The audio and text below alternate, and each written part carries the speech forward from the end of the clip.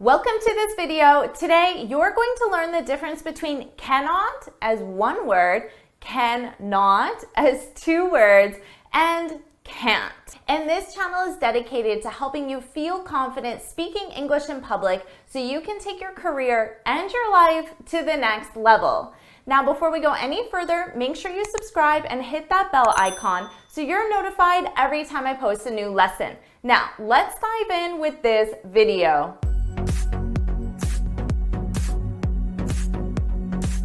Let's talk about the difference between cannot, and can't. Let's start with cannot as one word. So really pay attention that this is one word, and spelling, we have two N's, but it's in one word. Now, cannot is the negative form of the verb can. That's it, simple as that. So let's take a positive sentence with can. I could say, I can pick you up at the airport.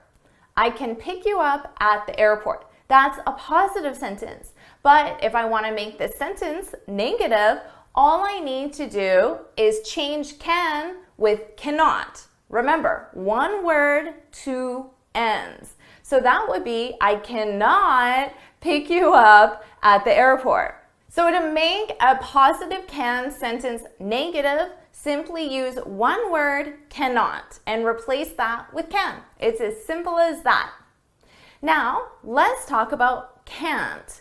Notice the spelling. There's one end and it's a contraction, right? Every time you see the apostrophe, you know it's a contraction.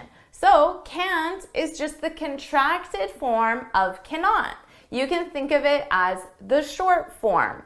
Now, you use it in the exact same way. So we take our positive sentence, I can pick you up at the airport. And then to make it negative, we just change it with can't. Can't. I can't pick you up at the airport. Can't is more common than using cannot, the longer form. Now, let's talk about cannot as two words. First of all, know that this is not the negative form of the verb can, okay? It's not the negative form. If you use it as the negative form, in spoken English, you won't hear a difference. But in written English, if you use cannot as two words, it's a spelling mistake. As simple as that, it's a spelling mistake, okay? Because the correct spelling of the negative form of can is cannot, one word. But cannot as two words still exists, but it's not very commonly used. We can use it, for example, when you have not in one part of a sentence, and then can is just your verb of that sentence. But can and not, when they're two words, aren't together, okay? Their relationship isn't together. So for example, you're probably familiar with the expression, not only but. That's a very common expression in English. Not only X, but also Y. Not only but. So notice in this expression, I have the word not only. Now, theoretically, my verb in this sentence could be can.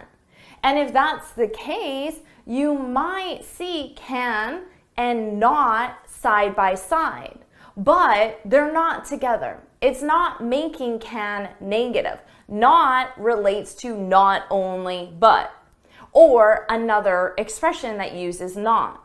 So for example, I could say, I can not only pick you up at the airport, I can also help you unpack.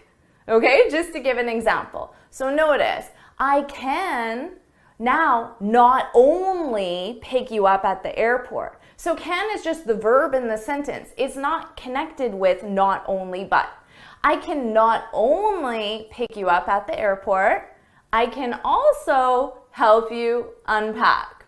So that's just theoretically, you could see can and not side by side as two separate words, but honestly, that's not very common, and I don't think you're going to see that. When you see can and not side by side as two words, most likely it's just a spelling mistake, and they wanted to make can negative, which is one word, cannot.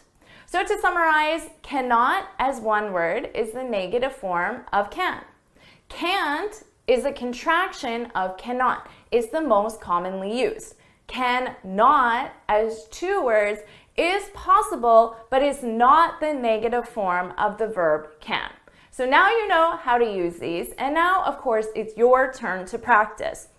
I want you to leave 3 examples, one with cannot, the negative form, one with can't, the contraction, and then why not try I can not only, but. That would be a pretty advanced structure to practice. So you can leave all those examples in the comments below.